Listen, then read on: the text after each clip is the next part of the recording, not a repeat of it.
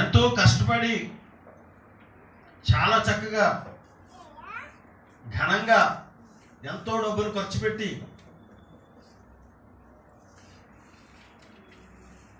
గొప్ప మందిరం కట్టిస్తే సొలొమోను గారు, ఆ సొలొమోను గారు మందిరం కట్టించిన దినానికి, ఆ మందిరం ప్రారంభించిన దినానికి ఎవరూ సెలవు దినాన్ని ప్రకటించలేదు.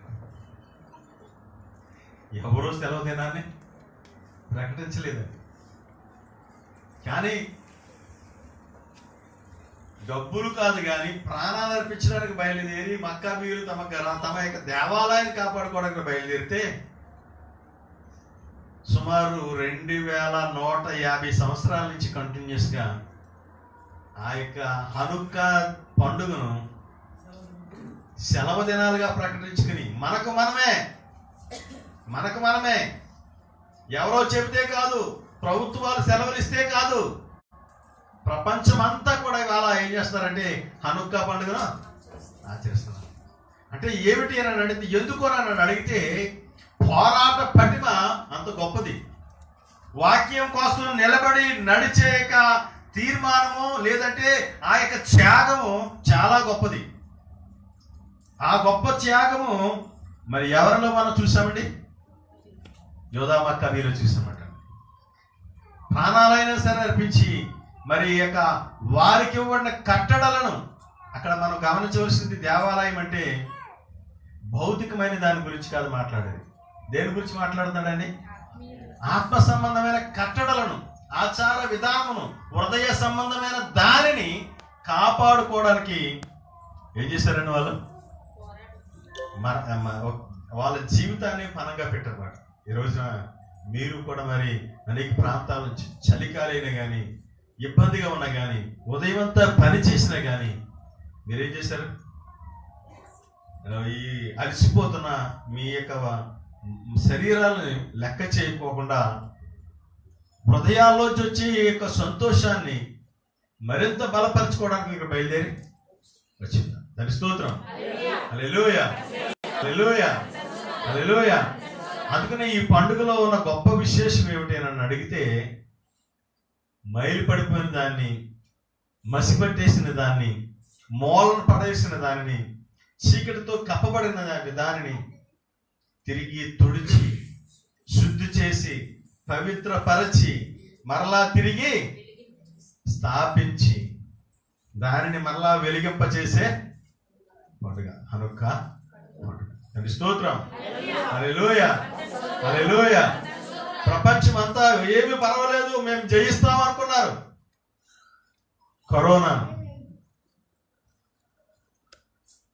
కరోనా ఎలా జయించింది, కానీ కరోనాను వాళ్ళు మాత్రం జయించలేదండి. ఇందాక బ్రదర్ చెప్తున్నట్టుగా నేను నిన్న మలికీపురం నుంచి వస్తూ ఉంటే చాలా చోట్ల పరలోకపు పిలుపు బోర్డులు కనపడ్డాయి.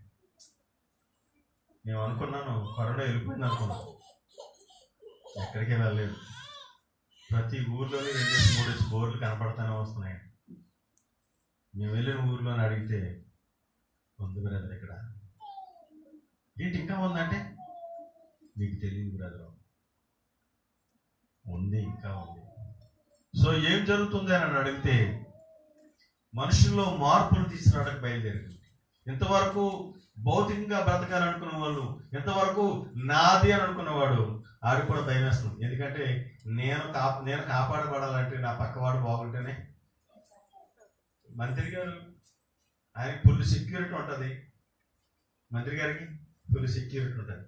పక్కన కారులో కూర్చుని వెళ్ళి వచ్చిన తర్వాత కరోనా వచ్చింది. తర్వాత ఆయన లక్షలు ఖర్చు పెట్టి మంచి సూపర్ స్పెషాలిటీ హాస్పిటల్లో కూర్చున్నా కానీ డాక్టర్లు కూడా కాబట్టి చాలా జాగ్రత్తగా ఉన్న మన ఎస్పి బాలసుబ్రహ్మణ్యం గారు, ఎంతో జాగ్రత్తగా ఉన్న ఎస్పి బాలసుబ్రహ్మణ్యం, కరోనా వచ్చి తర్వాత ఆయన జీవితాన్ని కాపాడుకోలేదు. తెలంగాణ ప్రభుత్వం కోట్లు ఖర్చు పెట్టి బ్రతికించుకోవాలనుకున్నా కానీ కాపాడలేదు. మరి మన యొక్క క్రైస్తవ గీతాలు, ఎన్నో గీతాలు ఆలపించారు. అంతెందుకు యుఎస్ ప్రెసిడెంట్ ట్రంప్ గారు ప్రపంచంలో ఏ ఒక్క వ్యక్తికి లేని యొక్క సెక్యూరిటీ కలిగిన వ్యక్తి ట్రంప్ గారు. ఆయన కూడా కరోనా వచ్చింది. సో దాని నుంచి కాపాడబడాలి అని అంటే అది వెళ్ళిపోతేనే కాపాడబడతాం తప్ప మనం ఎంత సెక్యూరిటీ పెట్టుకున్నా కానీ, ఎందుకంటే అది మనం నా పక్కనే ఉండొచ్చు, మేబీ అది నా పక్కనే, లేదా నాతో పాటు అది నడుస్తూ ఉండొచ్చు, ఆయన ఎవరెవరో అన్నట్టు సహవాసం చేస్తుండొచ్చు నాతో పాటు, అది కూడా. కానీ మనము కాపాడబడాలంటే మనకి తెలియకుండా మనం కాపాడుతున్న సర్వోన్నతుని యొక్క కృప మనకు ఉండగలిగితేనే కాపాడబడతాం. దాని స్తోత్రం. హల్లెలూయా, హల్లెలూయా. నిజంగా ఒక మాట ఉంటుంది, ఏమిటి అంటే యాకోబు అంటాడు, నా యొక్క ప్రయాణములన్నిటిలో అంతటిలోనూ నన్ను కాపాడిన ఆ దూత వర్కషేం.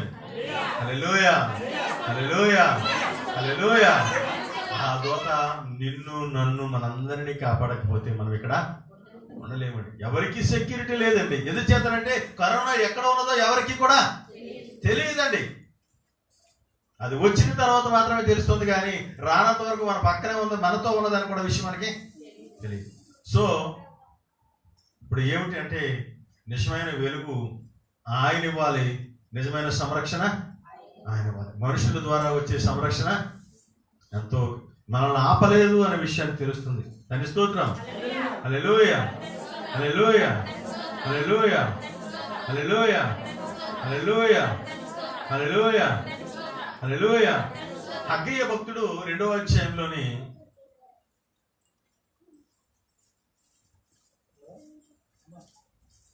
10వ వచనం, 9-10 వచనాలు చూడండి. ఈ కడవరి మందిరము యొక్క మహిమ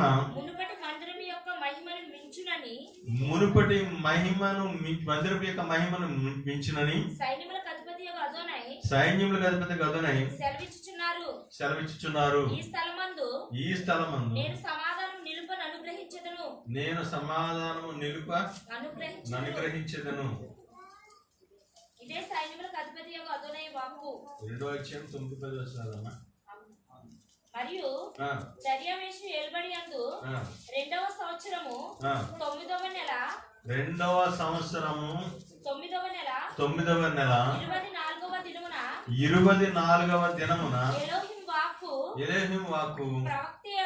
ప్రవక్తయగు హగ్గయ్యకు ప్రత్యక్షమైనది. దాని స్తోత్రం. ఎన్నో నెల? 9వ నెల. అంటే ఇప్పుడు ఏంటో తెలుసా అండి, కరెక్ట్గా హనుక్కా పండుగ దినం. హనుక్కా పండుగ 25వ తారీఖు స్టార్ట్ అవుతుంది. 24వ తారీఖున ముందు రోజు తండ్రి యొక్క వాక్కు అతనికి ప్రత్యక్షమైనదండి. 18వ వచనం చూడండి.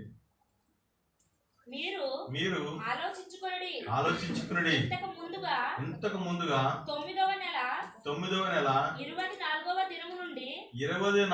దినము నుండి అనగా అదోనై మందిరపు పునాది వేసిన నాటి నుండి మీకు సంభవించిన దానిని ఆలోచించుకునుడి. తండ్రి స్తోత్రం. 20 వచనం అంటాడండి, ఆ నెల 24వ దినమున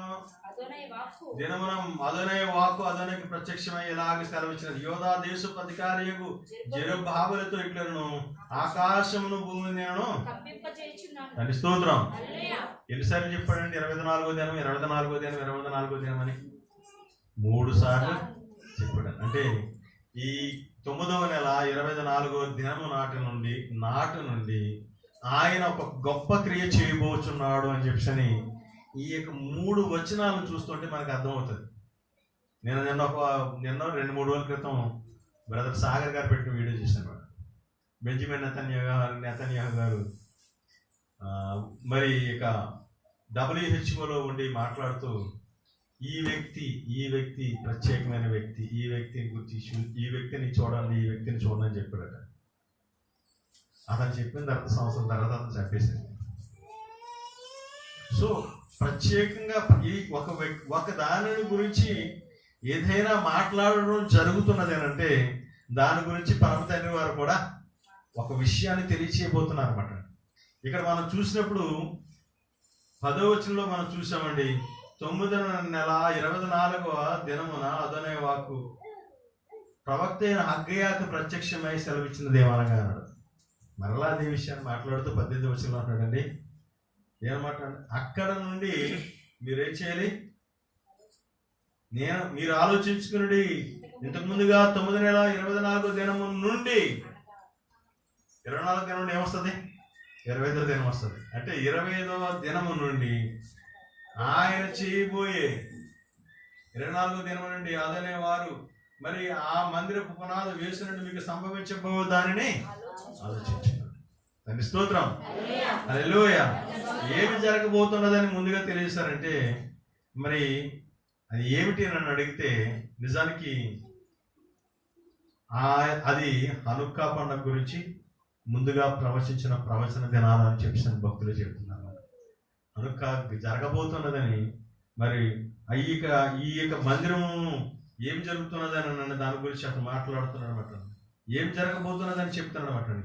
ఇది ఎప్పుడైతే ఈ యొక్క డెడికేషన్ ఈ టెంపుల్ డెడికేషన్ ఎప్పుడైతే జరుగుతుందో అప్పటి నుండి మీకు సంభవించబోదానని ఆలోచించుకోండి.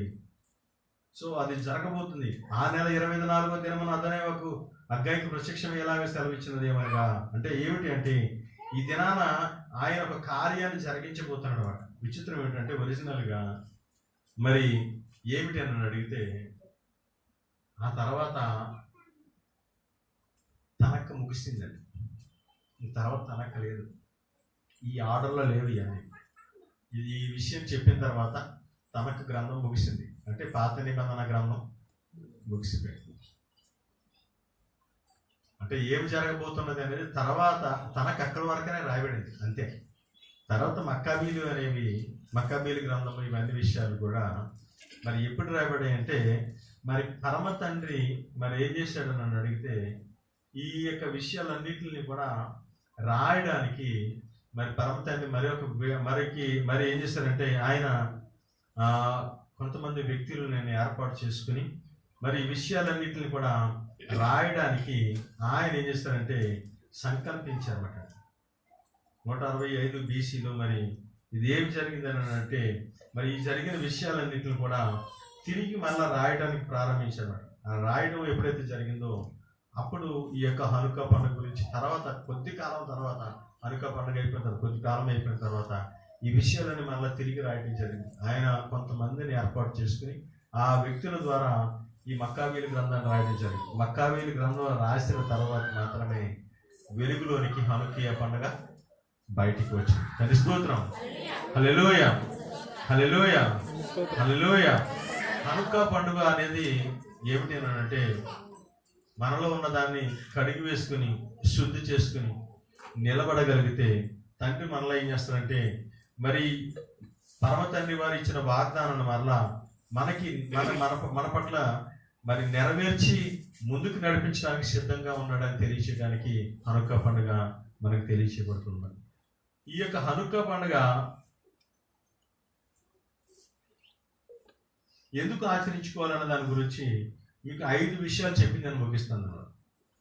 మొదటిది, ఇది హనుక్కా అనే పండగ ఒకటి ఉన్నది, దానిని క్రొత్త నిబంధనలో ఉన్న వ్యక్తులు ఆచరించారని తెలియజేస్తూ యోహాను సువార్త 10వ వచనం 22 వచనంలో 23 వచనంలో అది తెలియజేయబడినాడు. అది మనం చూసినప్పుడు నిజానికి హనుక్కా అనే పండగ ఉన్నదని చెప్పడానికి లేఖనపరమైన చరిత్రపరమైన ఒకే ఒక ఆధారం, బైబిల్లో ఉన్న ఒకే ఒక ఆధారం ఏమిటో తెలుసండి? కొత్త నిబంధన. కొత్త నిబంధన కొట్టేస్తే హనుక్కా పండుగకి చరిత్ర కనబడమాట. కొత్త నిబంధన కొట్టేస్తే, ఎందుకంటే బైబిల్లో ఉన్న ఒకే ఒక ఆధారం హనుక్కా పండుగ ఉందని చెప్పడానికి ఏమిటి అండి? కొత్త నిబంధనలో ఉన్న యోహాను సువార్త 10వ అధ్యాయం 22-23 వచనం. ఒకవేళ ఈ కొత్త నిబంధన లేదు అనే వాడికి మీ హనుక్కా పండుగ ఎక్కడ ఉందంటే వాడికి సమాధానం వాడి దగ్గర లేదు. నా చరిత్ర ఉంది, అక్కడెక్కడో రాసుకున్నాము, మక్కాబీలు రాసిన గ్రంథం ఉంది, అందులో రాసుకున్నాము, అది బైబిల్లో లేదు అని వాడు ఏం చేయాలంటే చెప్పుకోవాలి. కానీ కొత్త నిబంధనలో చాలా స్పష్టంగా 10వ అధ్యాయం 22వ వచనంలో చూసినప్పుడు అక్కడ ఒక మాట చెప్తాడు. మన యొక్క మరి మాస్టర్ మరి ప్రభు ఆయన చెప్తున్నమాట. ఆయన ఆలయ ప్రతిష్ఠిత పండుగ యెరూషలేములో జరుగుచుండెను. ఆలయ ప్రతిష్ఠిత పండుగ, ప్రతిష్ఠిత డెడికేషన్ ఫెస్టివల్ హనుక్కా పండుగ యెరూషలేములో జరుగుచుండెను. అది శీతాకాలము. అప్పుడు యెషువ దేవాలయములో సొలొమోను మంటపమున తిరుగుచుండగా. ఎక్కడ తిరుగుచున్నాడు ఆయన? ఎందుకు వెళ్ళాడు? మరి అక్కడికి ఎందుకు వెళ్ళాడు అంటే, మరి అక్కడికి వెళ్ళారు అంటే ఆ యొక్క కార్యం జరుగుతున్నప్పుడు మరి అక్కడ అటెండ్ కావడానికి మాత్రమే వెళతారు. దాని స్తోత్రం. హల్లెలూయా, హల్లెలూయా.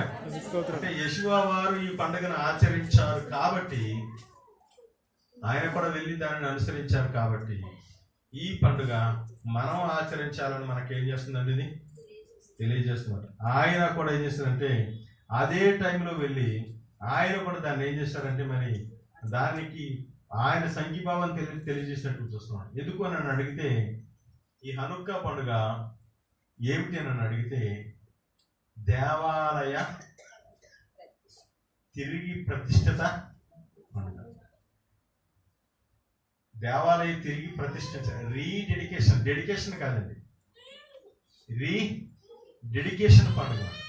రీడెడికేషన్ పండుగ అంటే ఆల్రెడీ స్థాపించిన దానిని, అది పాడైపోయిన దానిని తిరిగి మరలా పునర్నిర్మించి స్థిరపరిచి దానిని కొనసాగించే పండుగ అన్నమాట. ఈ పండుగ దేనికి ఉద్దేశమై ఉన్నది అని అడిగితే, ఇది ఎవరికి సూచిస్తుంది అని అడిగితే, యెషువ మెస్సియా వారికి ఈ విధానాన్ని చూపిస్తుంది. ఎందుచేతనంటే ఇశ్రాయేలులు అడుగుతారన్నమాట. ఏమని అడుగుతారండి? యెషువాయే మెస్సియా అయితే మరి దేవాలయాన్ని తిరిగి ఎందుకు నిర్మించలేదు? ఎందుకు దానిని తిరిగి స్థాపించలేదు? దాని యొక్క విధానాన్ని అంటే ఆలయ సేవా క్రమాన్ని ఎందుకు మరలా తిరిగి దానిని కొనసాగించలేదు? ఎందుకు దానిని మరి ఆయన వారంతటిని నడిపించే నాయకుడిగా, అధిపతిగా ఎందుకు రాలేదు అంటే, రీడెడికేషన్ చివరి దినాల్లో దేవాలయాన్ని రీడెడికేషన్ చేయబోయేది ఎవరు అని అడిగితే యెషువ మెస్సియా వారే. సో అంటే ఏమిటి అంటే, మీరు ఎక్కడ చూసినా కానీ యెషువ వారి యొక్క అడుగులు, ఆయన యొక్క ఆ యొక్క జాడ, ఆయన యొక్క మరి కదలిక మనకి ప్రతి చోట కనబడుతుంటది. రబీ ఇస్సాక్ షఫీరా గారు చెప్పినట్టు జాగ్రత్తగా గమనిస్తే కనబడుతూ ఉంటుంది అన్నమాట. ఆయన ఈ లోకంలోకి వచ్చి, ఆయన లోకంలో వచ్చి ఉండి ఆ దేవాలయానికి వెళ్ళినప్పుడు ఆయన పడిన బాధ కూడా అదే. దేవాలయంలో రూకలు అమ్మవారిని 23:11-12 అది మత్తయి సువార్త. దేవాలయంలో రూకలు అమ్మవారిని ఆయన ఏం చేశాడండి? చెదరగొట్టెను అని రాశాడనమాట. చెదరగొట్టి ఏం చేశాడండి? నా తండ్రి యొక్క మందిరాన్ని మీరు ఏం చేస్తున్నారటండి?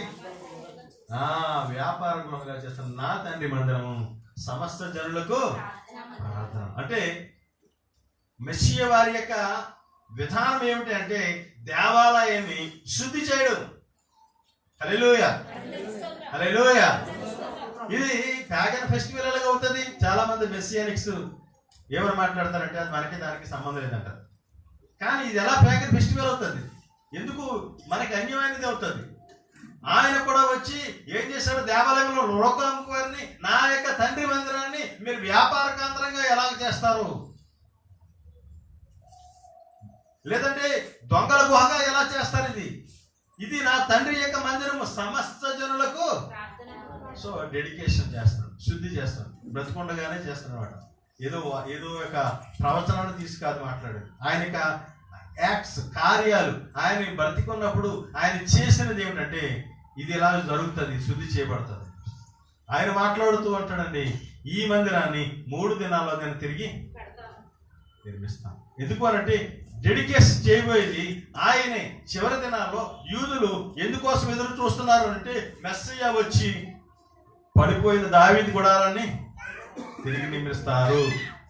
ఏసీఎల్ రాసిన దానిలో అధిపతి వచ్చి ఏం చేస్తాడంటే మరలా ఆ యొక్క విధానాన్ని ఆలయ సేవ కార్యక్రమాన్ని మరలా ఏం చేస్తారు, తిరిగి స్థాపిస్తారు. ఎవరు చేస్తారు? మెస్సియా చేస్తారు. మన వాళ్ళు చాలా మంది తెలియక ఏమంటారంటే ఆయన వచ్చాడు కదా అన్ని పోయి అంటారు, వాటితో పని లేదంటారు. కానీ కాదండి, బైబిల్ని అర్థం చేసుకోవడం మిస్ అయిపోతే బైబిల్ మొత్తం అంతా కూడా మనం ఫెయిల్ అయిపోతున్నాం. సో అక్కడ చెప్పబడుతున్నది ఏమిటి అని అంటే ఆ యొక్క విధానం అంతా కొనసాగాలి. ఇదంతా జరిగించడానికి మెస్సీయ వారు ఎందుకు వచ్చారని అడిగితే ఆయనే ఈ చివరి దినాల్లో మరి అలాగే జరిగిస్తారు. అందుకనే మక్కాబీని మనకు అక్కడ మాదిరిగా చూస్తున్నాం. దాని స్తోత్రం, హల్లెలూయా, హల్లెలూయా. రెండవదిగా ఈ పండుగ మనకి ఏ విధంగా సంబంధమైనది అని అడిగితే ఈ హనుక్కా పండుగ మతపరమైన హింసలకు సంబంధించినది. మతపరమైన హింసలు అంటే ఏదైతే మరి భక్తిగా ఉండి ఆయనకి ఇష్టముగా జీవిస్తూ ఆయన చిత్తంలో నడుస్తున్న యొక్క వారిని హింసించడానికి గుర్తుగా ఉందన్నమాట. మనము కూడా భక్తిలో నడుస్తూ ఆయన క్రమంలో జీవిస్తూ ఆయనకి ఇష్టంగా నడుస్తూ మరి మనం ముందుకు వెళ్తాం అనుకున్నప్పుడు మన మీద కూడా ఏమొస్తాయంటే పెర్సిక్యూషన్స్, శ్రమలు అన్నీ వస్తాయన్నమాట. ఈ శ్రమలను మనం ఏమి చేయాలి అంటే ఎదుర్కొనే వారికి మనం ఉండాలి. తండ్రి స్తోత్రం, హల్లెలూయా, హల్లెలూయా, హల్లెలూయా. ఎవరైతే ఈ శ్రమలను విశ్వాసంతో నిలబడి వాటిని ఎదుర్కోగలుగుతారో వారి జీవితాల్లో కూడా వెలుగు ఏమవుతుందంటే ప్రసాదించబడుతుంది. తండ్రి స్తోత్రం, హల్లెలూయా, హల్లెలూయా, హల్లెలూయా. అందుకోసము ఈ పండుగ మరి ఏమిటి అని అంటే ఎప్పుడైతే వచ్చి ఈ యొక్క శ్రమలు వచ్చినాయో ఈ శ్రమలు చూసి మనం భయపడవసరం లేదండి. ప్రతి కాలంలో కూడా భక్తిగా ఉండాలని కోరుకునే వారికి ఏమొస్తాయండి? శ్రమలు వస్తూనే ఉంటాయి. తండ్రి స్తోత్రం, హల్లెలూయా, హల్లెలూయా. ఈ శ్రమలను జయించగలిగితేనే ఆ తర్వాత జరగబోయే వెలుగును మనం చూడగలుగుతాం. సో ఈ యొక్క హనుక్కా పండుగ మనకి ఏం గుర్తు చేస్తుందంటే శ్రమలు వచ్చినప్పుడు మనం అవతల చూడబోయే వెలుగును గుర్తు చేస్తున్నాం. ఈ శ్రమలు దాటిన తర్వాత వెలుగులోకి మనం వెళ్ళబడతాం. విశాలత వస్తుంది. ఎంతో చక్కగా ఆ యొక్క పండుగను ఆచరించుకునే విధానం కొనసాగుతుంది. అంటే ఈ శ్రమలను మనం దాటుకోగలిగితే, ఈ శ్రమలను చూసి భయపడిపోకుండా నిలబడగలిగి వాటిని ఆచరించడం కోసం మనము సిద్ధపడితే ద్వారాలు తెరవబడతాయి. ఏమవుతుందంటే ఎంతో చక్కగా భయం లేకుండా పబ్లిక్గా ఆయన సేవించుకునే విధానం వస్తుంది. ఇశ్రాయేలుకి వచ్చిందా లేదండి? అంటే మనకు కూడా జరుగుతుంది. It is sure. ఒకవేళ మనం నమ్మగలిగితే, మనం దాన్ని నమ్మగలిగితే, అలాగూ మనం చేయగలిగితే, ఇప్పుడు నా పిల్లల్ని ఇలాగే ఉండాలి, ఇలాగే నడవాలి, ఇలాగే జీవించాలి, వాళ్ళు ఇలాగే వాళ్ళ జీవితాలు కొనసాగాలి, వాళ్ళు కాదు కానీ వాళ్ళ పిల్లలు ఇందులో నడవాలని నేను కాక ప్లాన్ చేసుకోగలిగితే ఇవాళ తప్పనిసరిగా వాళ్ళు భయము, భీతి లేదంటే ఒక శ్రమలు ఈ కలిగే ఇక విధానంలోంచి తప్పించబడి విశాలంగా, హ్యాపీగా, చాలా ఆ యొక్క జాయస్గా, సంతోషంతో పండుగలు ఆచరించుకునే విధంగా వాళ్ళు అక్కడ నడిపించబడతారు. ఎందుకు అనంటే మనము పడిన శ్రమ వారికి వెలుగును ఇస్తారు. అది స్తోత్రం, హల్లెలూయా, హల్లెలూయా. ఎలాగొస్తుందో నాకు తెలియదు, నాకైతే తెలియదు అది. కానీ జరగబోయేది మాత్రం అదే. జరగబోయేది ఏది? ఎలాగూ నా పిల్లలు ఎంతో సంతోషంగా చేయగలుగుతారో అన్నది నాకు తెలియదు, కానీ ఎలాగ జరుగుతుందో తెలియదు. కానీ జరగబోయేది ఏం జరుగుతుంది అంటే వాళ్ళు తప్పనిసరిగా చాలా ఇలాగేదో ఇరుగ్గాను, ఎవరికి తెలియకోకుండాను, దొంగచాటుగాను, లేదంటే కొద్ది మంది చేసుకునే దానిగా కాదు, కానీ ఆయన ప్రజలతో కలిసి పండుగను ఆచరించుకునే వారిగా వారిని చేస్తారు.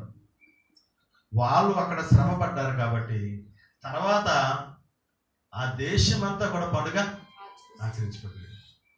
వారి శ్రమ దేశానికి విమోచన, వారి శ్రమ ఆ దేశానికి వెలుగైనది. మన యొక్క శ్రమ, మన యొక్క పోరాటము, మన యొక్క భక్తి, మన యొక్క ప్రతి విధమైన కష్టము మన పిల్లలకి ఏమవుతుంది? అది తప్పనిసరిగా వెలుగవుతుంది. అది నేను నమ్ముతున్నాను. ఇప్పటికే ఆ వెలుగును నేను చూస్తున్నాను. నేను చూడలేనేమో అనుకున్న ఆ యొక్క వెలుగుని నాకు కనబడుతుంది, స్పష్టంగా చూడగలుగుతున్నాను. నాతో టోనీ బ్రదర్ మాట్లాడుతూ, బ్రదర్ ఇక్కడ మనం వాక్యం చెప్పాలంటే దొంగచాటుగా చెప్తున్నాం కదా, నువ్వు కెనియా వస్తే దారిలో నిలబడి ప్రతి వాడికి వాక్యం చెప్పుకుంటూ వెళ్ళిపోవచ్చు. ఆహా బ్రదర్, అలాగంటే చాలా చాలా దేశాలు, అక్కడ చుట్టుపక్కల దేశాలు అన్నింటిలో కూడా నువ్వు బైబిల్ పట్టుకుని డైరెక్ట్గా మాట్లాడుకుంటూ వెళ్ళిపోవచ్చు. ప్రతి వాడు నేను ఏమంటానంటే ఆమెన్ ఆమెన్ ఆమెన్ ఆమెన్. ఎందుకో తెలుసా అంటే అక్కడ మతపరమైన స్వేచ్ఛ ఉన్నది. మతపరమైన స్వేచ్ఛ ఉన్నది కాదు కానీ బ్రదర్, ఇంకొకటి ఉన్నది. ఏంటి తెలుసా? అక్కడ ఉన్న వాళ్ళందరూ క్రిస్టియన్సే.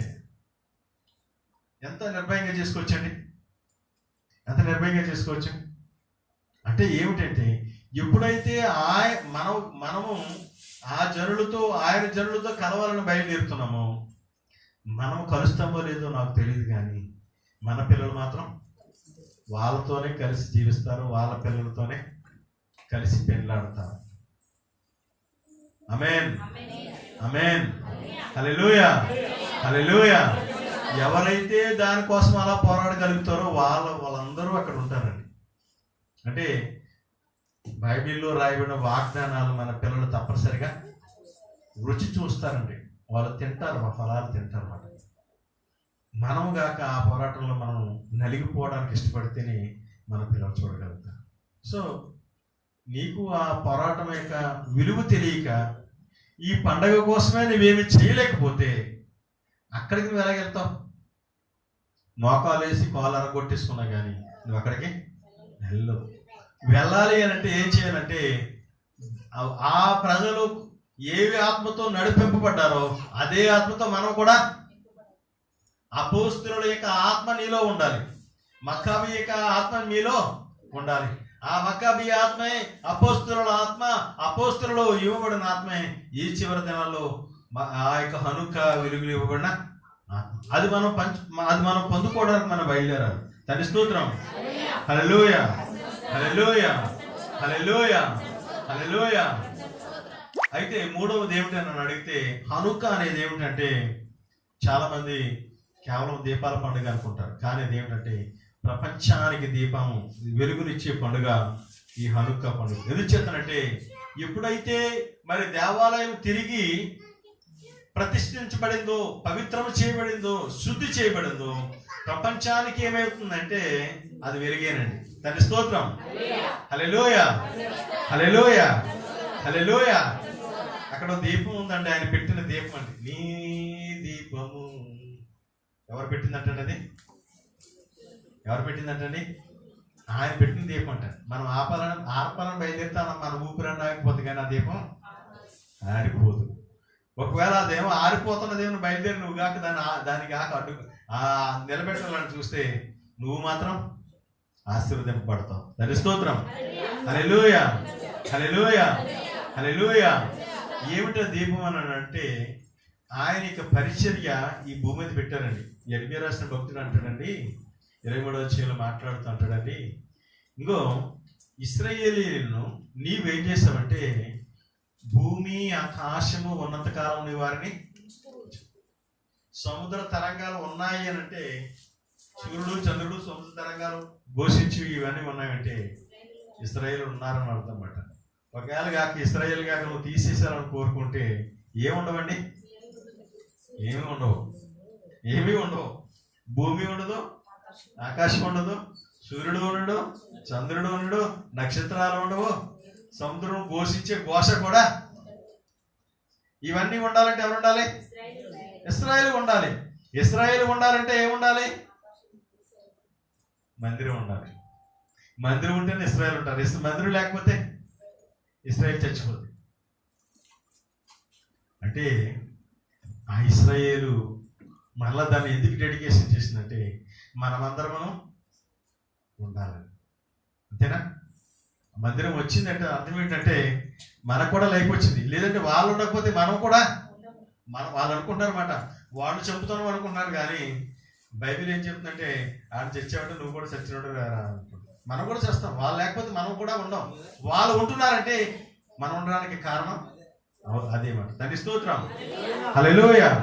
అందుకని యేషూవ వారు మాట్లాడుతుంటాడు, నేను లోకమునకు వెలుగై ఉన్నాను అన్నమాట. అంటే ఏమిటి అంటే వెలుగు ఏం చేస్తా అంటే లోకాన్ని వెలిగింపజేస్తుంది. ఆ వెలుగును ఇది నాన్న ప్రపంచానికి పరిచయం చేసింది మరి యేషూవ మెస్సీ వారే. ఆ వాక్యమైన వెలుగును ప్రపంచమంతా ఇప్పుడు అందరూ కూడా మెస్సియాను తెలుసుకుని ధర్మశాస్త్రాన్ని తెలుసుకుంటున్నారంటే కేవలం యేషూవ మెస్సీ వారి ద్వారా. అందుకని ఆయన నిజమైన వెలుగు ప్రపంచానికి తెలియజేస్తారు. తండ్రి స్తోత్రం, హల్లెలూయా, హల్లెలూయా, హల్లెలూయా, హల్లెలూయా. నాలుగవది ఏమిటంటే యేషూవ మెస్సీ వారు కూడా హనుక్కా పండుగ గురించి మాట్లాడారు. హనుక్కా పండుగలోకి వెళ్ళడం కాదు, హనుక్కా పండుగ గురించి మాట్లాడారు. ఎక్కడ మాట్లాడారు తెలుసా? మార్కు సువార్త 13వ అధ్యాయం 13 నుంచి 16 వరకు. నా నామము నిమిత్తము అందరి చేత మీరు ద్వేషింపబడుదురు, అంతము వరకు సహించువాడే రక్షణ పొందును.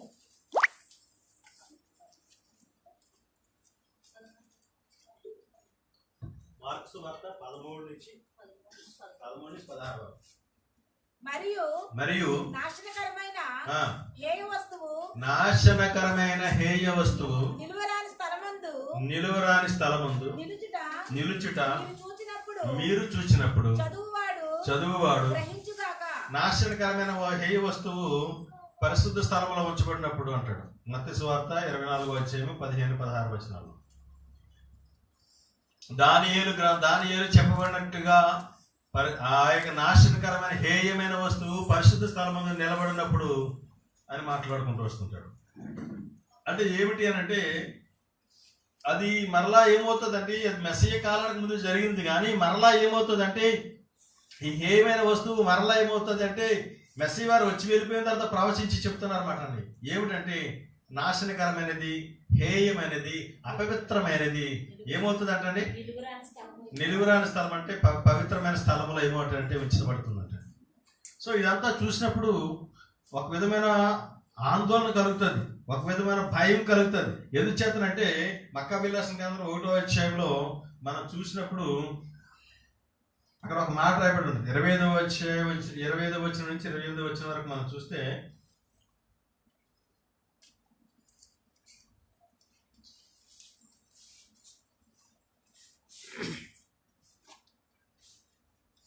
అప్పుడు దేశంలోని ఇశ్రాయేలు అందరూ శోకముతో విలపించిరి, రాజులు నాయకులు బాధతో మూలికిరి, యువతి యువకులు కృషించిపోయేరి, స్త్రీలు తమ సౌందర్యమును కోల్పోయేరి, ప్రతి వరుడు విలాప గీతము పాడను, ప్రతి వధువు శోకించి తన గదిలో కూర్చుండు, ప్రజల బాధను గాంచి భూమి గడగడ వణికెను. యాకోబు సంతతి వారు అవమానమును మునిగి ముసుగులు వేసుకునిరి. 2 ఏళ్లు గడిచిన తర్వాత ఒక రాజు అధికారిని యోదయ దేశానికి పంపాను. అతడు గొప్ప సైన్యముతో యెరూషలేమునకు వచ్చాడు. సో ఏమిటంటే ఎప్పుడైతే ఇది జరిగిందో వాళ్ళందరికీ శోధన, వాళ్ళందరికీ బాధ, వాళ్ళ పెళ్లి కొడుకు పెళ్లి కూతురు ఇంట్లో కూడా ఏమి లేదండి, సంతోషం లేదు. కారణం ఏమిటంటే పవిత్రమైన స్థలములో హేయమైనది వచ్చింది. మరి మక్కా మీద దానిని తీసివేశాడు, వారు పరిశుద్ధపరుచుకున్నారు, అంత బాగా చేయబడింది.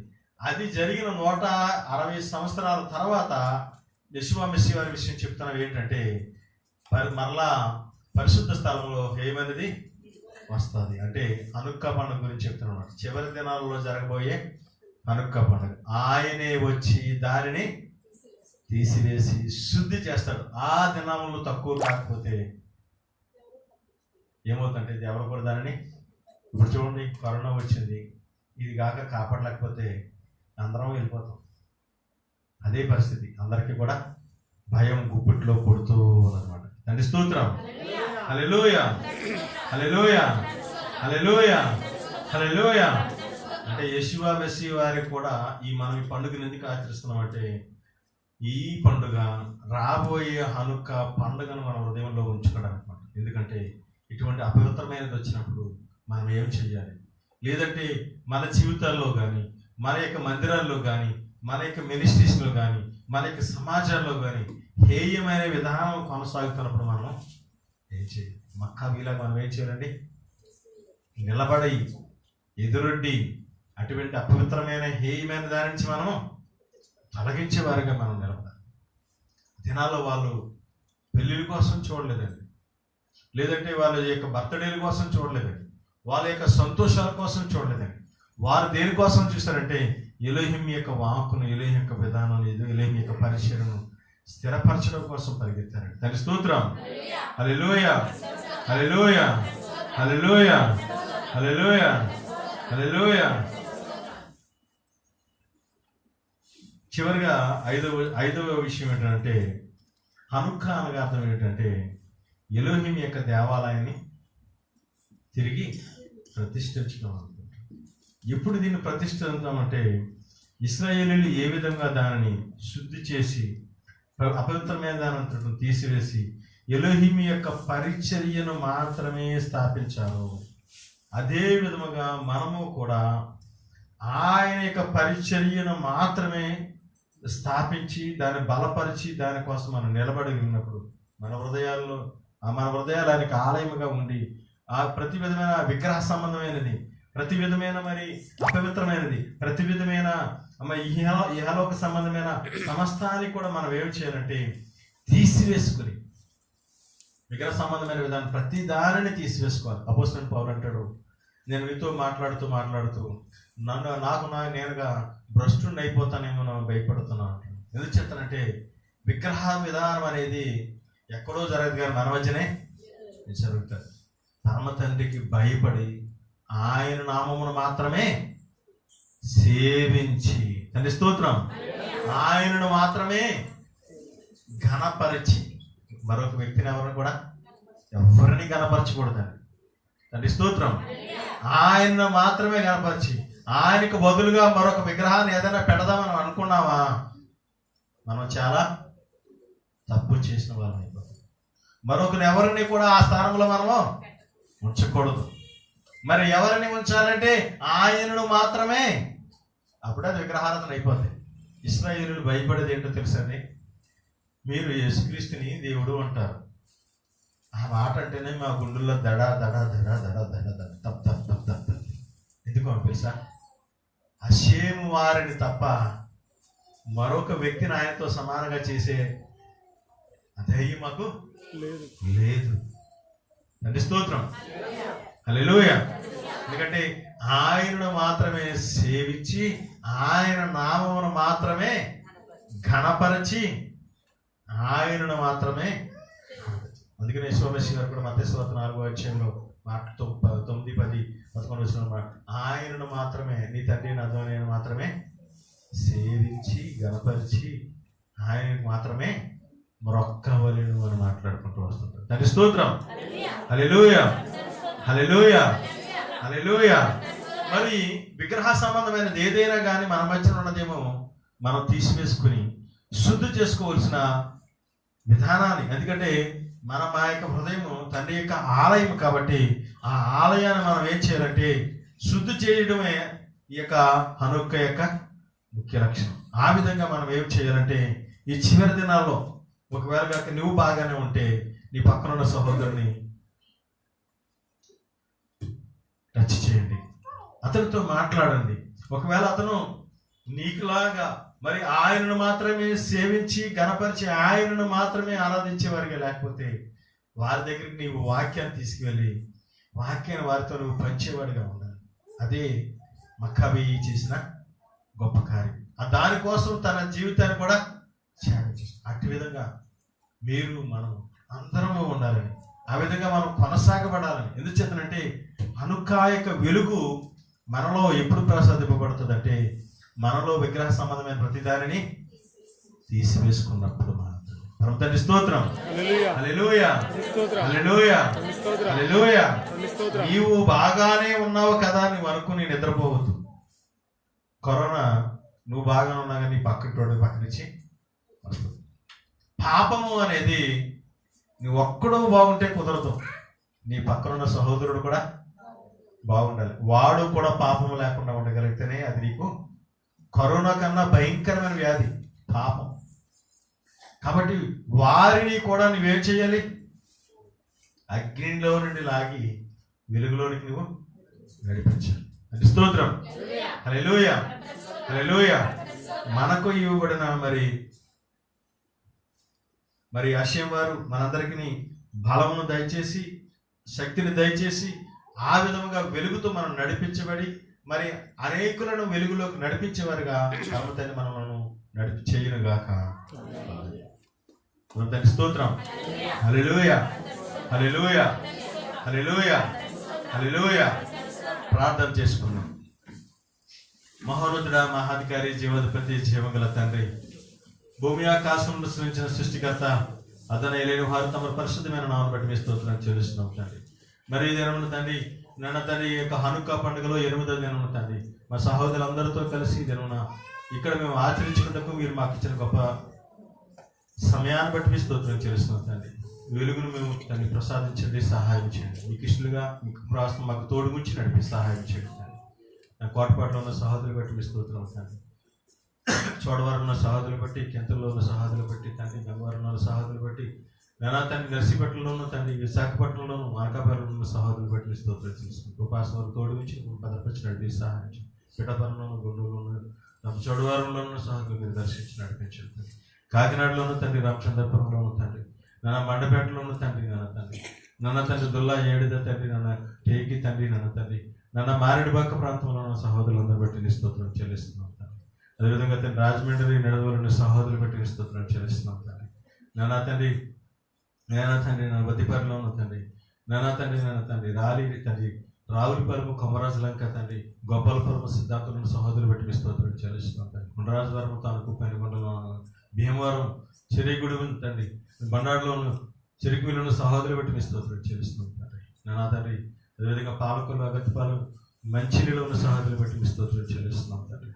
అయామి తండ్రి స్తోత్రం చెల్లిస్తున్నాం తండ్రి. స్తోత్రం తండ్రి. వేల్పూర్లో ఉన్న సహోదరులు బట్టి మీ స్తోత్రం చెల్లిస్తున్నాం తండ్రి. అయామి తండ్రి, అదేవిధంగా తండ్రి, నాన్న తండ్రి, తాడపల్లిగూడెంలో ఉన్న, విజయవాడలో ఉన్న సహోదరులు బట్టి మీ స్తోత్రం తండ్రి. జగ్గైపేటలో ఉన్న సహోదరులు బట్టి, హైదరాబాద్ ప్రాంతంలో ఉన్న నా సహోదరులు అందరూ బట్టి మీ స్తోత్రం చేస్తాం. నా సిరియాలోను తండ్రి, నేను దుబాయ్లోను, ఖత్తర్లోను తండ్రి, కువైట్లోను తండ్రి, సౌదీలోను సహోదరులందరూ బట్టి మీ స్తోత్రం చేస్తున్నాను. నాన్న తండ్రి, అదేవిధంగా తండ్రి, కలకత్తాలోను తండ్రి, బెంగళూరులోను తండ్రి, నిన్న పూణేలోను తండ్రి, నిన్న తండ్రి, చెన్నైలో ఉన్న సహోదరులు బట్టి మీ స్తోత్రం తెలుసుకుంటాను. మీ కృప భద్రపక్షుని కృపాసనంతో ఇచ్చినట్టు సహాయం చేయండి. నన్ను మీ మహింపరిచే వారి గారు గణపరిచే వారి ఇచ్చినట్టు సహాయం చేయండి. నన్ను ఆరోగ్యమును, ఆయుష్ను, శక్తిని, బలములు ఇచ్చేవారు మీ స్తోత్రం. మీరు మాత్రం మమ్మల్ని నడిపించేవారు మీ స్తోత్రం తండ్రి. యోధా మక్కాబి వలె ఆత్మను కలిగి మేము ముందుకు నడిచి చివరి దినాల్లో మీకోసం జీవించే జీవితం మాకు దయచేయమని, మీ కృపాసనం మాకు తోడుగుంచి నడిపించమని, మీకు ఇష్టంగా మనం జీవించినట్లుగా సహాయం చేయమని. నాన్న తండ్రి, కామ, క్రోధ, లోధ, మద మోహం, మత్సరం నుంచి తప్పించుతాయి. ధన వ్యామోహం నుంచి, కక్ష నుంచి తప్పించుతాయి. నాన్న తండ్రి, నాన్న అవిశ్వాసం, అవిధేయత నుంచి తప్పించుతాయి. విశ్వాసం, విధేయత, వినయమును దయచేయండి. మీ యొక్క పరిచయం చేయడానికి మీరు మాకు ఇచ్చిన గొప్ప ధన్యత బట్టి స్తోత్రం. లోబడి జీవించే జీవితం నాకు నా సహోదరులందరికీ దయచేయండి. త్వర ఇష్టం పెద్దలు బట్టి నిస్తోత్రం, సమాజ పెద్దలు బట్టి, సమాజ సభ్యులు బట్టి, సమాజ సహోదరులు అందరూ బట్టి మీ స్తోత్రం. బలహీనులుగా మనం బలపరచండి, కృపలో భద్రపరిచి, కృపాసం తోడు జీవించేసి నడిపింపు చేయమని, సహాయం చేయమని. నన్ను కూడిచిన ప్రతి ఒక్క సహోదరులు మీరు దర్శించి నడిపించి సహాయం చేయండి. సమస్త మహిమ ఘనత మనకు అర్పిస్తుంది. మా రక్షకుడు ముచ్చుకుని సజీవుడు యేసు మెస్సీయ పరిశుద్ధమైన నామమున అడిగి పెట్టుకుంటున్నాం పరమ తండ్రి. అందరికీ షాలోమ్.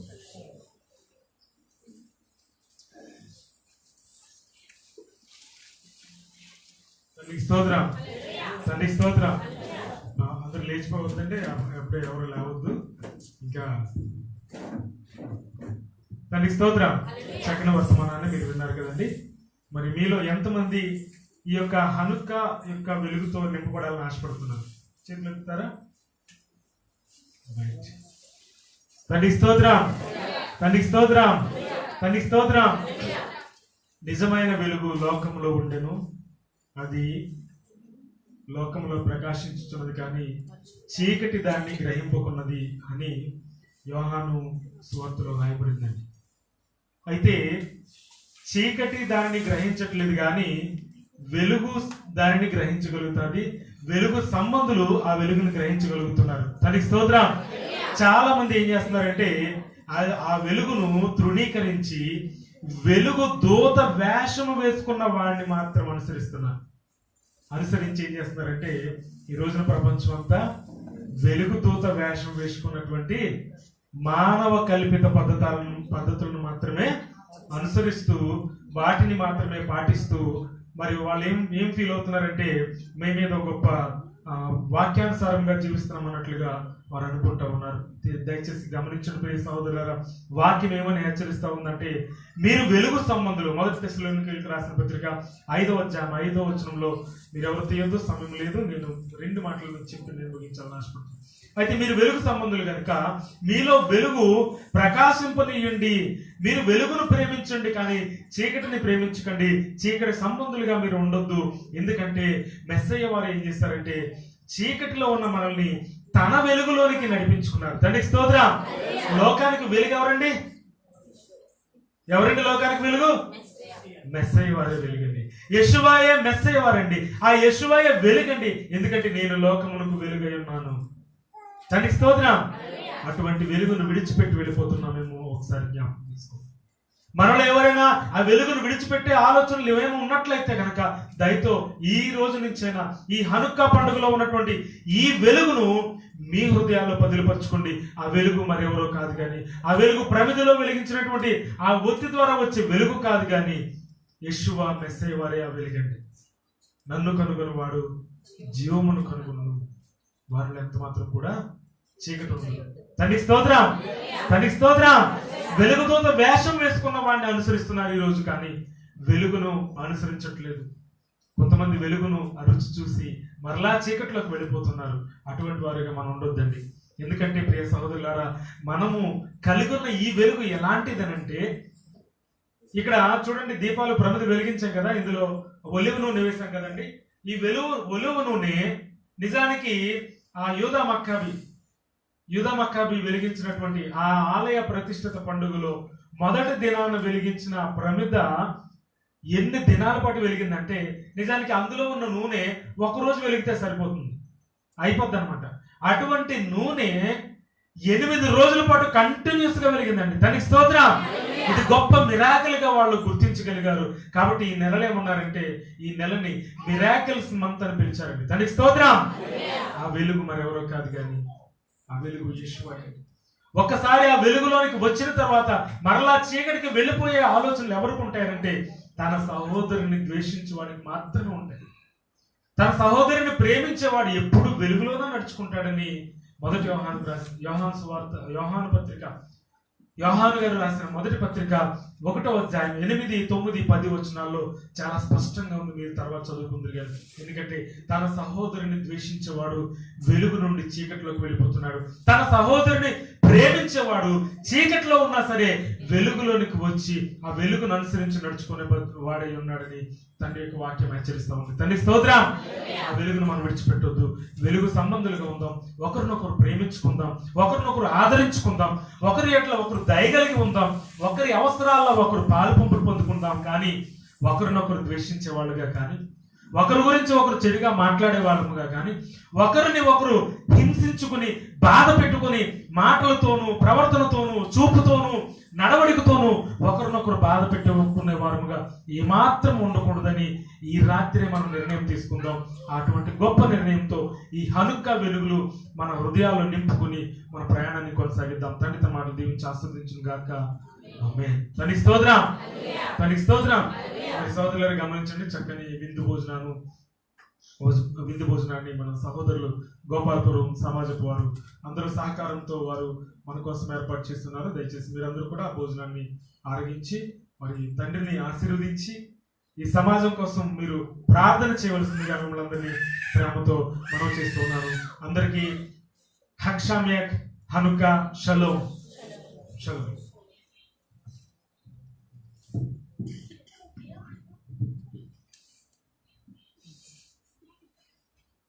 స్తోత్రం. అయ్యా అమ్మ పని